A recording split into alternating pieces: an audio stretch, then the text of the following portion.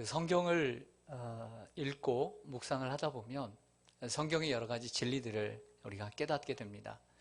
오늘은 지난 한 주간 제가 또 깨달은 진리 가운데 하나를 함께 나누고 싶었습니다. 그것은 뭐냐면 하나님 앞에서 아름다운 인생을 살아가는 사람들의 공통점을 제가 발견할 수 있었기 때문입니다. 하나님 앞에 살아갔던 아름다운 인생들의 공통점은 다름 아닌 하나님께서 함께 하시는 삶이었고, 또 자기의 삶의 모토를 하나님께서 함께 해주시기를 간절히 바라고 의지하며 살았던 사람들이었습니다. 이를 통해 우리의 인생 가운데 가장 중요한 것이 무엇인가? 하나님께서 나와 함께 하시는 것이다.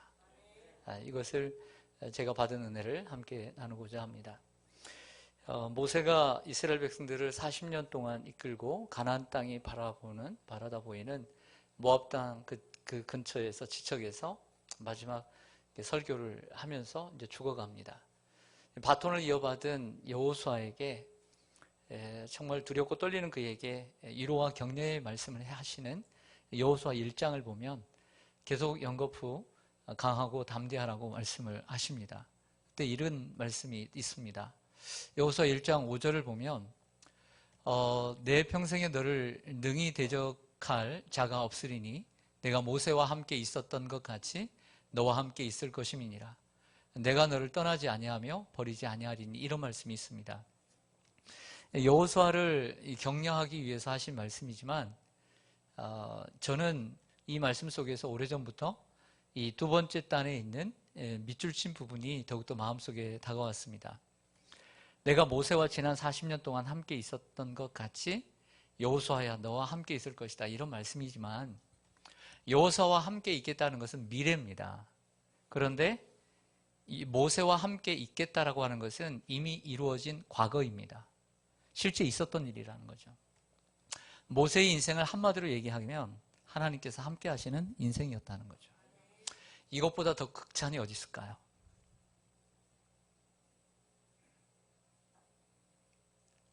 우리가 인생을 다 살고 난 후에 난 널 모른다, 난 너와 함께 하지 않았다, 이런 얘기를 들으면 얼마나 낙심이 될까요? 그러나 모세의 인생을 하나님께서 한마디로 말씀하십니다. 내가 함께한 인생이었다.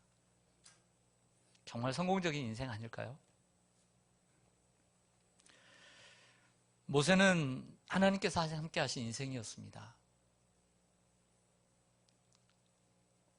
애굽의 왕자로서 40년, 또 이드로 장인의 목자를 친 미디안 광야에서 40년, 그리고 이스라엘 백성들을 이끄는 40년 동안 하나님은 모세와 함께 하셨다고 하는 것이죠.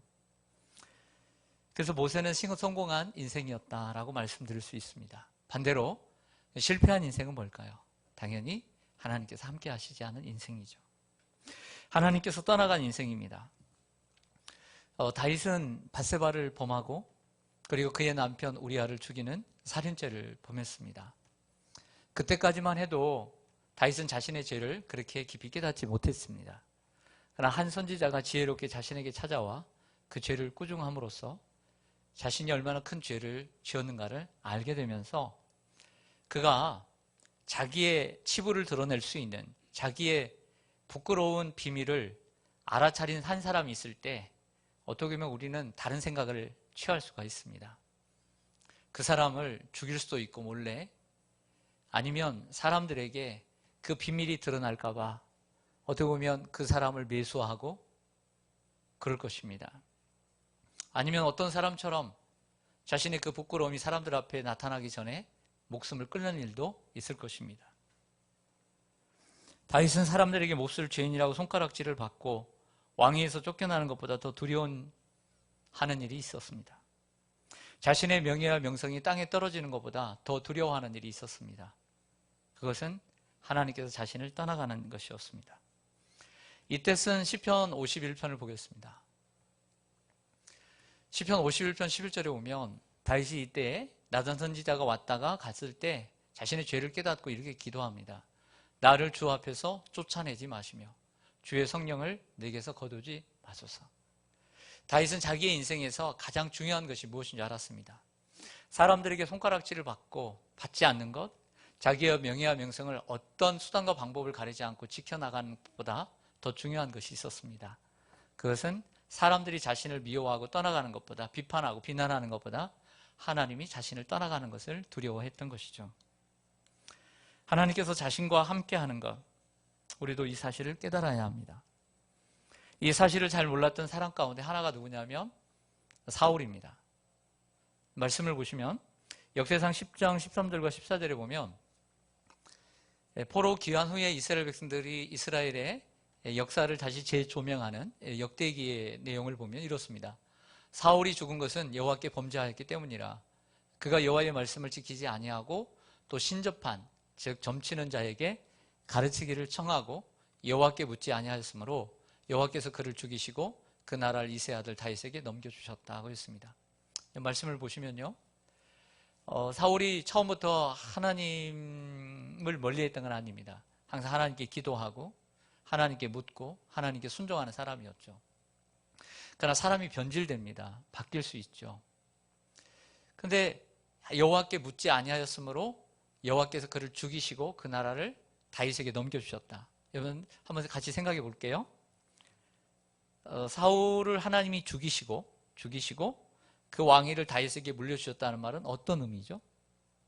어떤 의미일까요? 오늘 설교와 관계될 때 하나님께서 사울을 떠났다. 하나님께서 사울과 함께하지 않았다는 얘기죠. 동의하십니까? 동의하세요? 그렇죠. 그 말은 그 말이에요. 그를 죽이고 왕위를 다윗에게 주었다는 것은 하나님께서 사울을 떠났다는 얘기죠. 사울은 인생에 있어서 사람들에게 영광을 얻고 그리고 자랑을 받고 이런 것이 최고인 줄 알았던 것이죠. 중요한 걸 몰랐습니다. 하나님께서 자신과 함께하는 것을 놓쳤던 것이죠.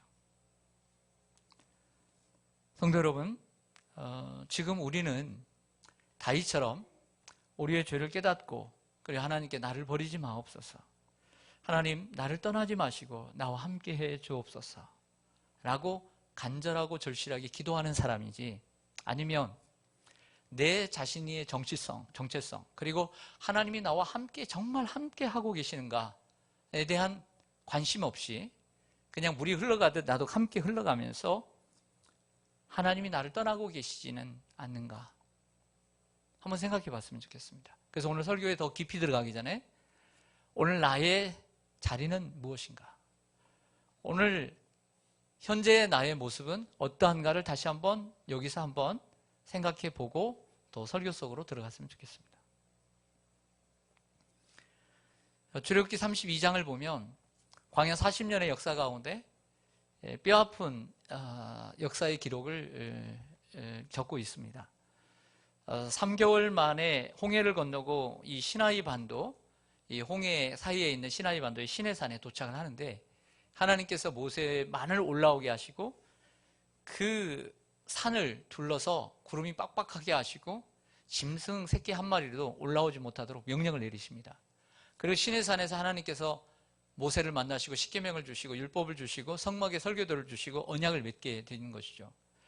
그런데 기약 없이 떠난 지도자 앞에서 이스라엘 백성들이 한 주가 지나고 두 주가 지나고 세 주가 지나고 얼마 지난지 모르지만 기약 없이 떠난 모세가 오시지 않자 그들이 우리를 인도할 신을 만들어내려고 아우성을 칩니다. 그 아우성이 얼마나 셌던지 위임을 받은 아론이 거기에 함께 동요되어서 애굽에서 나올 때 가져온 금 가락지, 금덩이들을 모아서 황금 송아지를 만들어 그게 우리를 인도할 신이라고 하면서 그 앞에서 날뛰면서 춤을 추었습니다. 이것을 아신 하나님께서 얼마나 화가 나셨겠습니까? 그래서 모세에게 어서 내려가 보라고 얘기를 하시죠. 이 사건으로 하나님은 크게 분노하셨고 모세의 간절한 중재로 레위 사람 3,000명만 죽고 이 일이 이제 마무리되는 줄 알았습니다. 하지만 그렇지가 않았습니다. 마무리되지 않았습니다. 하나님은 뜻밖의 선언을 하십니다. 한번 성경을 보시죠. 출애굽기 33장 3절에 보면 너희를 저 적과 꿀이 흐르는 땅으로 이르게 하려니와 나는 너희와 함께 올라가지 아니하리니 너희는 목이 곧은 백성인즉 내가 길에서 너희를 진멸할까 염려함이라 하시니 라고 했습니다. 이런 뜻입니다. 자, 이 사건 이후에 너희들이 저 젖과 꿀을 흐르는 저 가나안 땅으로 너희가 가게는 하겠다. 하지만 난 너희와 함께 가지 않겠다라고 선언하는 것입니다. 왜냐하면 너희는 목이 곧은 교만한 백성이기 때문이다 라고 말을 하는 거죠. 그런 너희들과 함께 가다가는 내가 너희들을 다 죽일 수 있을 것이다 라고 얘기한 것입니다. 여기서 우리는 깨달아야 합니다. 이 소리를 듣고 잘 갈 수 있다니까, 저 행복한 곳, 저 정말 부유한 곳에 가서 살 수 있다라고 하니까 그냥 갈 수 있었겠지만 모세는 어떻게 하냐면 한 걸음도 진행하지 않습니다. 그리고 이스라엘의 큰 진영 밖에 큰 한 텐트 회막을 쳐서 하나님 앞에 나아가 기도를 하기 시작합니다. 그리고 모세와 같은 심정으로 하나님을 앙망하는 몇십 명의 사람들이 함께 나아가 그곳에서 하나님께 기도하는데 여호수아, 눈의 아들 여호수아는 그곳을 떠나지 아니했다라고 성경은 말합니다. 기도의 제목은 하나였습니다. 하나님 용서해 주시고 우리와 함께 가주세요. 이건 기도였습니다. 모세는 알았습니다. 우리 인생은 아무리 행복하고 또 성공하고 잘 살고 건강해도 하나님 없는 인생은 아무것도 아닌 빈 사람, 깡통과 같은 사람이다라는 것을 모세는 알았던 것이죠. 비록 광야 같은 인생이지만, 고단한 인생이지만 하나님과 함께 가는 것이 가장 귀한 것임을 모세는 알았던 것입니다. 우리는 이 사실을 깨달아야 합니다. 우리가 이 세상에서 아무리 건강하고 승진을 잘하고 연봉이 많아지고 사업에 성공하고 사람들이 참 대단하다라고 칭찬해 주는 것보다 더 중요한 것은, 그렇지 못해도, 몸이 아파도, 그만큼 많이 성공하지 못해도 하나님이 나와 함께하는 것, 이것이 가장 중요한 것입니다. 우리 성도들은 이 사실을 깨닫고 살아야 합니다. 모세와 여호와를仰望하는 자들의 기도의 제목은 하나였습니다. 하나님, 우리와 함께 가주세요. 근데 하나님께서 마음을 돌이키시고 이렇게 말씀하십니다. 출애굽기 33장 14절에 보면 여호와께서 이르시되 내가 친히 가리라. 내가 친히 함께 가리라. 내가 너를 쉬게 하리라. 모세야, 힘들지? 너 혼자 이끌기에는 힘들 것이다. 내가 너와 함께 가리라. 그리고 내가 너를 쉬게 하리라 말씀하셨던 거죠. 우리는 깨달아야 합니다. 우리 인생의 가장 큰, 가장 중요한 것, 하나님과 함께 걸어가야 한다는 것입니다. 믿음의 조상 아브라함을 보면 하나님께서 항상 함께 하심으로 창세기 11장부터 25장까지 그의 죽음에 이르기까지 모세의 인생은 하나님이 함께하는 인생이 되어서 복의 근원이 되었습니다. 아내 사라가 얼마나 예뻤던지 나이가 들어도 너무나 옆에서 빼앗길까 봐 누이라고 거짓말을 하죠. 원래는 누이가 맞습니다. 근데 결혼을 해서 아내가 됩니다. 근데 아내라고 해야 되는데 누이라고 속여서 바로왕 앞에서 거짓말을 했는데 하나님은 누구와 함께 하시냐면 바로와 함께 하시지 않고 모세와 함께 하십니다. 이런 똑같은 죄를 반복해서 블레셋의 그랄 왕 아비멜렉 앞에서도 똑같은 죄를 범합니다. 하나님께서 아브라함과 함께 하시죠. 그때도 하나님께서 함께 하시지 않는 아브라함의 인생이 없습니다. 아브라함이 잘나서가 아닙니다. 하나님이 함께 해주심으로 그 형통한 자가 되었던 것이죠. 창세기 21장 22절에 보니까 그때에 아비멜렉과 그 군대 장관 비골이 아브라함에게 말하여 이르되 내가 무슨 말을 하든지 하나님이 너와 함께 계시도다. 이 블레셋의 아비멜렉 왕 그리고 군대 장관 비골이 아브라함에 대해서 얘기하는 것입니다. 네. 좀 더 놓쳐 그랬어요. 놓쳐. 왜 이렇게 빨리? 네. 네. 항상 돌리는 사람은 설교자와 함께 가야 돼요. 네. 내가 무슨 일을 하든지 하나님이 너와 함께 계시도다. 세상 사람들이 우리를 볼 때도 어떻게 해야 됩니까? 하나님이 함께 하시는 사람으로 느껴져야 돼요. 사랑하는 여러분, 꽤 많은 야곱이 형 에서와 아버지 이삭에게 거짓말을 하고 장자의 축복을 도둑질합니다. 형 에서가 두려운 나머지 외갓집을 향해 도망을 치죠. 사실은 형의 모습을 가장 이 자식들의 관계를 잘 아는 게 부모 아니겠습니까? 그래서 아버지 이삭과 어머니 리브가가 야, 이게 그대로 두게다가는 형제간에 싸움 나겠다, 큰일 나겠다 생각하고 몰래 빼돌려서 저 브엘세바에서 수백 킬로 떨어진 저 하란 땅 바단 아람으로 도망을 보냅니다.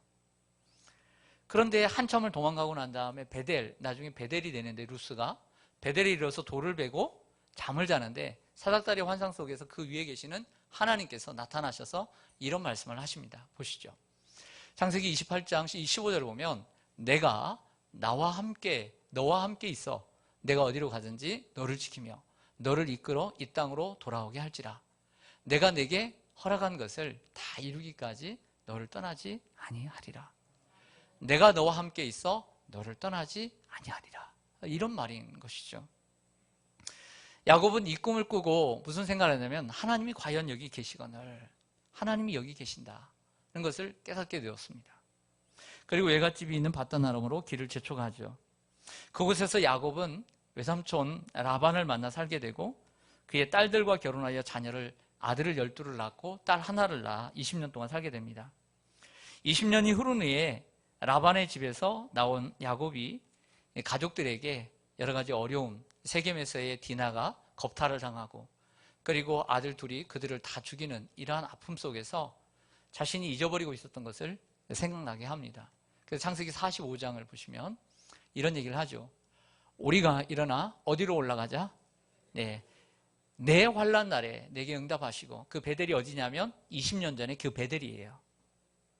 쫓겨났을 때 돌을 베고 잤던 그 베델로 올라가자. 내 환난 날, 그때가 무슨 날이냐면 환난 날에 내게 응답하시고 내가 가는 길에서 나와 함께 하신 하나님, 20년 전에 그 하나님, 나와 함께 하신 그 하나님, 내가 거기서 제단을 쌓으려 하노라, 이렇게 얘기했던 것이죠.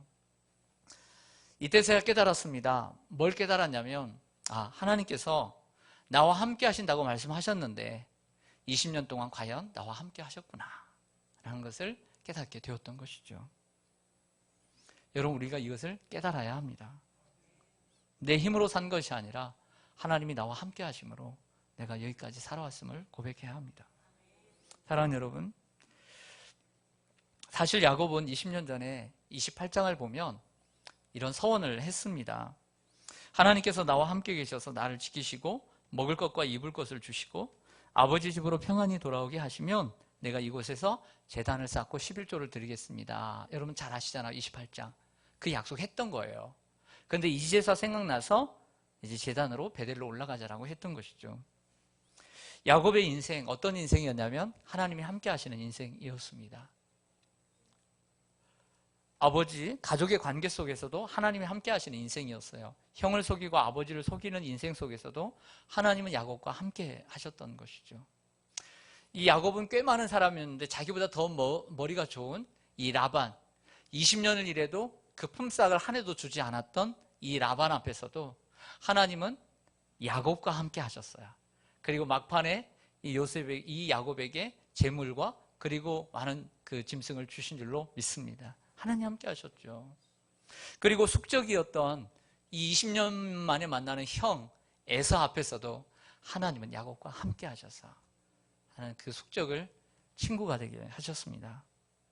야곱은 참 부족한 인생이었습니다. 흠도 많고요, 꾀도 많고, 항상 남 등쳐서 먹고 시기하고 속이고 자신감이 없으니까 그렇게 사는 거예요.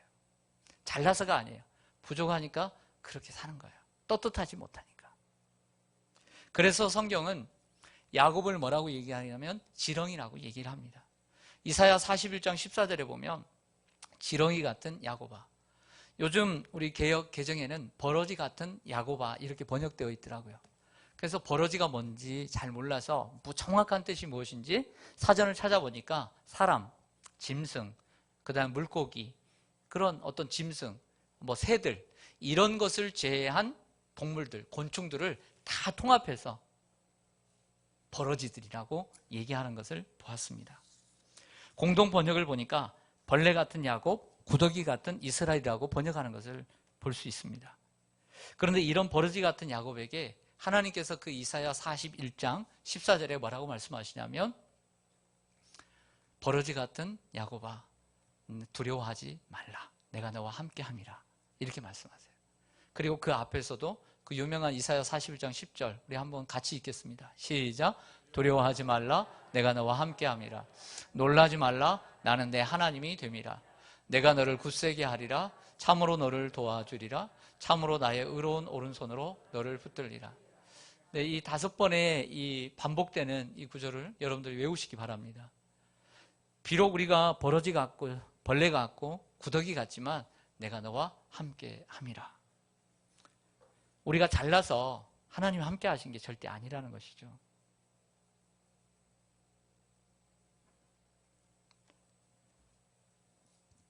믿음의 족장인 아브라함과 이삭, 그리고 야곱, 요셉 모두 다 하나님께서 함께 하시는 사람이라고 성경은 말씀하는데요. 유독 이 사람에게만큼은 더 많은 몇 갑절의 고백을 하나님이 표현을 하십니다. 내가 이 사람과는 함께 하였다. 누굴까요? 요셉입니다. 요셉은 형들에게 정말 죽음에서 하나님 건져주셔서 간신히 구원을 얻어서 아라비아 상인에게 팔려가지고 애굽에 팔립니다. 노예가 됩니다. 형들에게 미움을 받고. 그런데 그 팔린 곳이 어디냐면 하나님이 예비하셔서 그 애굽 왕 다음에 그 2인자인 찐위대장 보디발의 집에 노예가 됩니다. 그러면서 가정 총무가 되죠. 여러분, 애굽의 2인자가 보통 사람이겠습니까? 사람만 탁 보면 모르겠습니까? 사람을 알기 위해서는 2가지를 맡기면 됩니다. 하나는 돈을 맡기고 하나는 일을 맡겨보면 합니다. 그 사람이 어떻게 일하는지는 맡겨보면 다 알게 되어 있습니다. 그리고 보이지 않는 데서도 어떻게 일하는지 보면 다 알 수 있습니다. 그 곳곳에 스파이를 두지 않았겠습니까? 그 많은 노예들 가운데 그 머리 좋은 사람이 스파이를 두지 않았겠습니까? 자기가 보이지 않는 곳에서 자기 사람을 둬서 이 사람은 어떻는가, 그리고 질서를 지킬 줄 알았습니다. 일을 잘하는 사람은 질서를 지키는 사람이에요. 질서 없이 일하는 사람은 안 돼요. 질서가 있어야 되는 거예요. 그래서 자기가 넘어야 될 선을 넘지 않고 자기를 지켜갈 줄 알았던 것이죠. 그런데 이러한 보디발의 집에 노예로 가 있을 때도 하나님께서 뭐라고 말씀하시냐면 성경이 이렇게 말합니다. 창세기 39장 2절에 보면 여호와께서 요셉과 함께 하심으로 그 형통한 자가 되었다. 그 다음에 3절에 보면 그의 주인이 여호와께서 그와 함께 하심을 보며 또 여호와께서 그의 범사에 형통하게 하심을 보았더라 라고 말씀합니다. 그러나 그의 아내인 보디발의 아내의 모함으로 인해서 감옥에까지 가게 되죠. 감옥에서도요 이렇게 말씀합니다. 창세기 39장 21절에 보면 여호와께서 요셉과 함께 하시고 그에게 인자를 더하사 간수장에게 은혜를 받게 하시며, 그 다음 23절 하반절에도 보면 이는 여호와께서 요셉과 함께 하심이라 여호와께서 그를 범사에 형통하게 하셨더라. 요셉에게 가장 많은, 아브라함에게도 함께 하셨지만 가장 많은 표현을 쓰고 있는 사람은 요셉임을 알 수 있었습니다. 우린 여기서 한 가지 더 생각해야 합니다. 요셉이 어디 있을 때 하나님 함께 하셨느냐라고 하는 거죠. 남들처럼, 형들처럼 부모 아래서 지금 양을 쥐고 편안하게 사는 사람들에게 하나님이 늘 함께 하시는 게 아니라는 거죠. 노예 생활을 하는데도 하나님이 함께 하셨고, 억울하게 옥살이 하는 가운데 하나님이 함께 하셨다라고 하는 거죠. 그러니까 우리가 하나님이 함께 하셨다는 것은 건강하다고 해서 하나님이 함께 하시는 것이 아니고, 성공했다고 해서 하나님이 함께 하시는 게 아니라는 거예요. 비록 모든 상황 가운데 어떤 상황에서도 하나님과 함께 하는 사람이 되어야 합니다.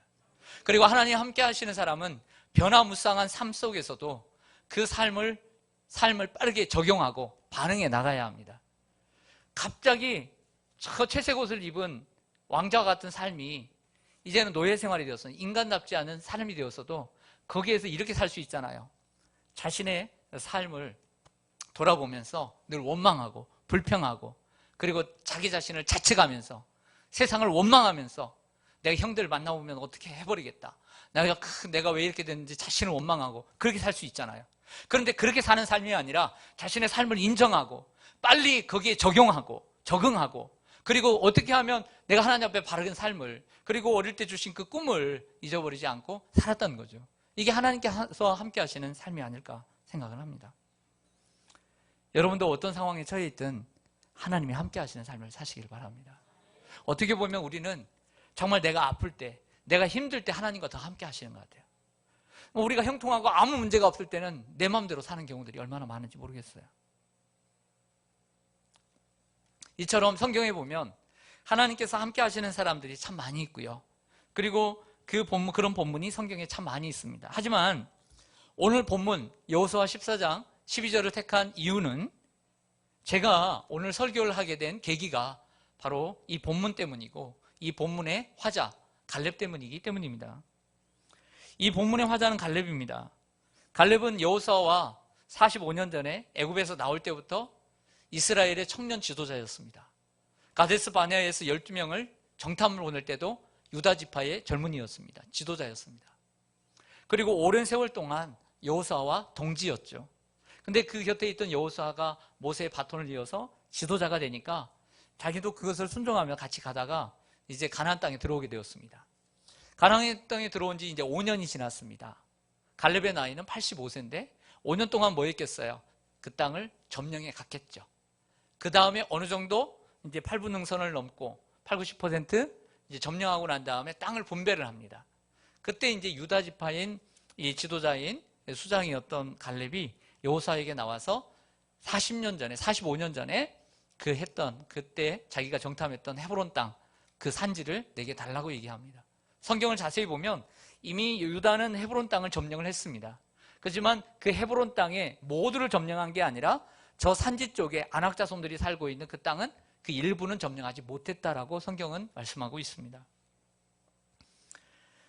그러면서 그 땅을 달라고 얘기합니다. 오늘 본문 다시 한번 보시죠. 여호수아 14장 12절을 보면 그날의 여호와께서 즉 45년 전에 말씀하신 이 산지를 내게 주소서. 헤브론 땅 당신도 그날에 들으셨거니와 그곳에는 아낙 자손이 있고 그 성읍들은 크고 견고할지라도 따라서 하겠습니다. 여호와께서 나와 함께 하시며 내가 여호와께서 말씀하신 대로 그들을 쫓아내리이다.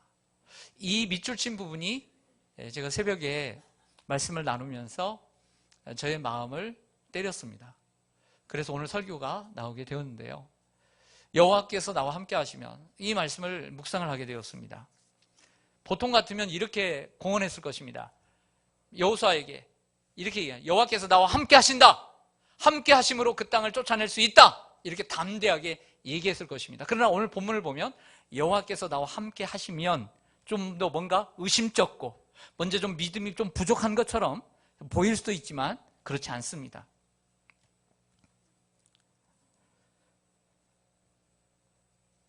여호와께서 나와 함께 하시면 오늘 이 본문의 말씀은 85세의 갈렙이 자기가 속한 유다 지파는 다른 지파들보다 전쟁에 나가서 싸움할 그 병력이 가장 최고로 많은 최고 지파예요.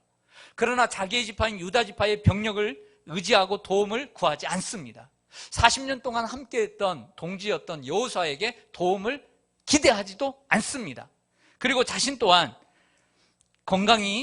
자기가 건강하니까 40세처럼 건강하니까 능히 그들을 쫓아낼 수 있습니다라고 말하지 않습니다. 본문을 보면 단지 싸움이나 출입에 감당할 수 있다고만 말합니다.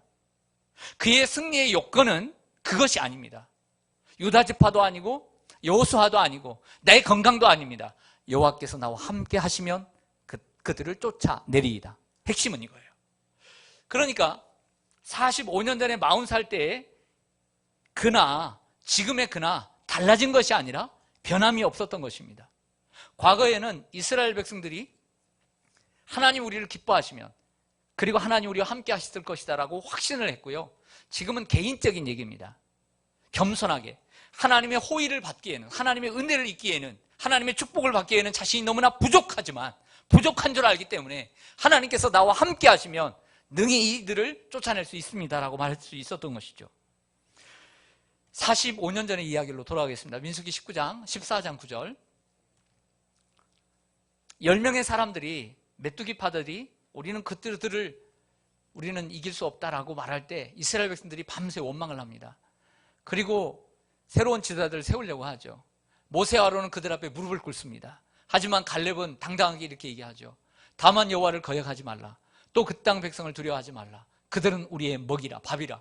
그들의 보호자는 그들에게서 떠났고 여호와는 우리와 함께 하시느니라. 이렇게 담대했던 겁니다. 민수기 14장 그런데 45년이 지난 여호수아 14장. 성경은 이처럼 이렇게 장을 나눌 때, 서기관들이 나눌 때 이렇게 참 외우기 쉽도록 잘 나눠준 것 같아요. 다소의 의심과 함께 확정되지 않는 것으로 말하고 있는 것처럼 보이지만 절대 의심을 품고 말하는 것이 아닙니다. 갈렙이 45년 후에 바뀐 게 아닙니다. 갈렙의 인생과 신앙은 달라진 게 없습니다. 갈렙은 확고했습니다. 그때나 지금이나 하나님이 함께 하는 것이 가장 중요하다라고 믿고 있었던 것이죠. 하나님의 호의를 받기에는 자신은 너무나도 부족하다는 겸손에서 나온 표현입니다. 사랑하는 여러분, 성경은 우리의 거울로서 존재하는 것입니다. 성경을 보고 마치 거울을 보듯 나를 볼 수 있는 거죠. 그리고 교훈을 얻도록 성경은 기록된 것입니다. 무슨 교훈이 있나? 그리고 나에게 어떤 의미가 있는가를 깨달아야 합니다.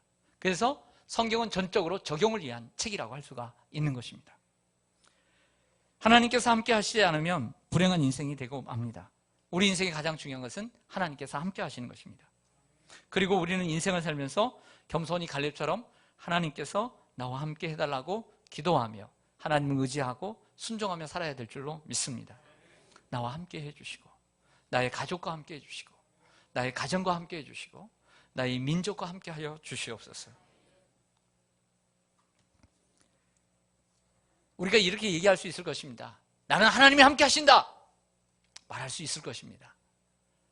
그러나 그런 자신감은 어디서 나옵니까?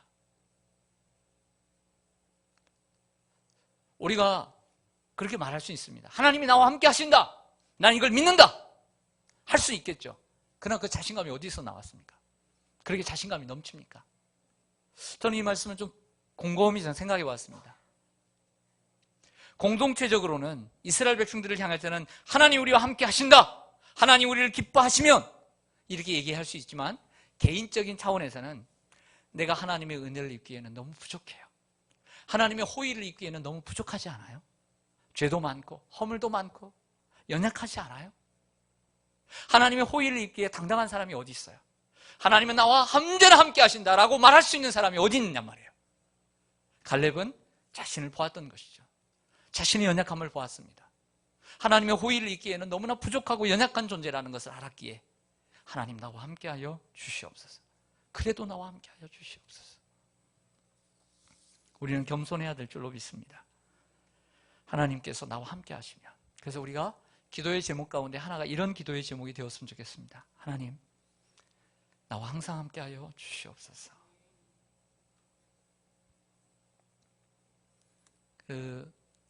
여러분, 이 창세기 1장에 보면 태초에 하나님이 천지를 창조하시고 6일 동안 세상을 창조하실 때 마지막 날 인간을 만드시고 난 다음에 에덴 동산이라는 곳에서 이 낙원에서 함께 살게 됩니다.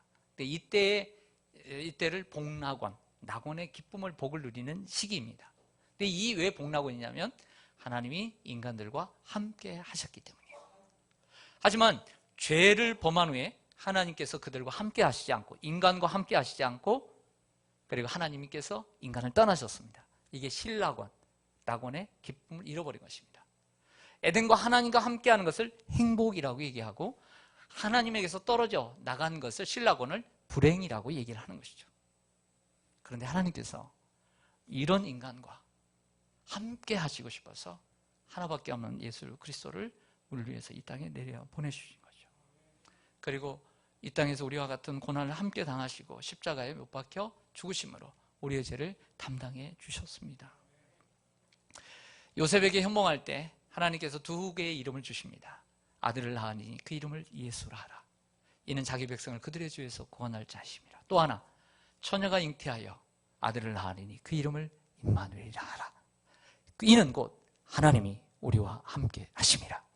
결과적으로 예수 그리스도는 뭐냐? 하나님이 우리와 함께 하시는 것이다.